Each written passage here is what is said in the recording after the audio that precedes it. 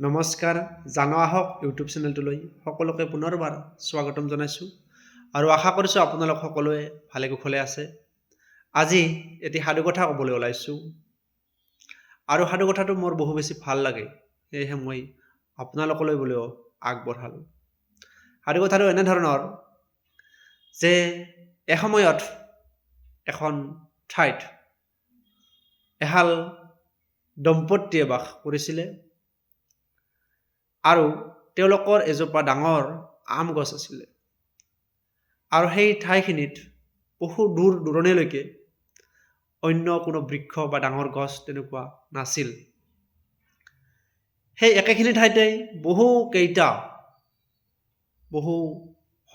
হাজাৰ বুলি ক'লেও ভুল নহয়, তাত বান্দৰ আছিলে আৰু সেই বান্দৰবোৰে যেতিয়া আম গছডাল লাগিছিলে আৰু সেই বান্দৰবোৰে খাবলৈ আহিছিল, বান্দৰবোৰে বহুখিনি অত্যাচাৰ কৰিছিল, কাৰণ কিয় বান্দৰেতো অত্যাচাৰ কৰিবই। তেওঁলোকে যিমানখিনি খাইছিল তাতকৈ বেছি পেলাইছিল। সেয়েহে বুঢ়া দম্পতীহালৰ ৰাগ উঠিছিল, খং উঠিছিল আৰু সদায় আম গছজোপাত যেতিয়া বান্দৰবোৰ আহে তেতিয়া শিল দলিয়াইছিল, কোবাইছিল, খেদিছিল। এনেধৰণে বহু দিন বহু কাল বান্দৰবোৰে পাৰ কৰিলে।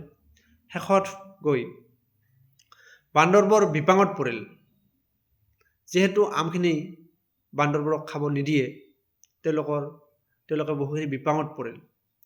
তেতিয়া বান্দৰৰ যি মেল হয়, সভা হয়, সেই বান্দৰৰ সভাত বুঢ়া বান্দৰৰ আগত গোটেইকেইটা বান্দৰে আহি লগ হৈ ক'লে যে সভাপতিদেউ বা যি বুলি নকয় কিয়, বুঢ়া বান্দৰজনৰ ওচৰত সমস্যাটো দাঙি ধৰিলে। আমি এনেধৰণে আম খাবলৈ যাওঁ, কিন্তু আমাক আম খাবলৈ নিদিয়ে, আমাক বাৰে বাৰে খেদি দিয়ে, আমি মাইৰ খাই গুচি আহিব লগা হয়, আমি ভাল ধৰণে খাব পোৱা নাই। তেতিয়া বুঢ়া বান্দৰটোৱে ক'লে, শুনা, তোমালোকে এটা কাম কৰিবা,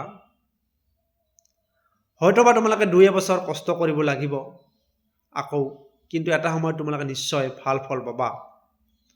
আৰু বুদ্ধিটো আছিল এনেধৰণৰ যে তোমালোকে যিটো আম খাইছা সেই আমটো বীজটোতো খোৱা নাই, সেই বীজটো আনি এঠাইত ৰুবা আৰু ৰুই তাত প্ৰতিদিনে সাৰ পানী দিবা, লালন পালন কৰিবা। এসময়ত ডাঙৰ গছ হ'ব আৰু সেই গছজোপাৰ পৰা তোমালোকে ফল খাব পাৰিবা। ঠিক তেনেধৰণেই আগবাঢ়ি গৈ থাকিল।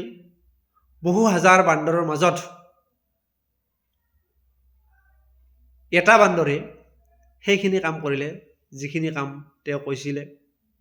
তেওঁ নিৰৱচ্ছিন্নভাৱে সেই গছজোপা লালন পালন কৰিলে আৰু এসময়ত গৈ আমজোপা লাগিল, তাত ফল ধৰিল আৰু অন্য বান্দৰেও খাব পালে। ঠিক এনেধৰণে আমি এই সাধু কথাটো আমাৰ লগতো ৰিজাই চাব পাৰোঁ।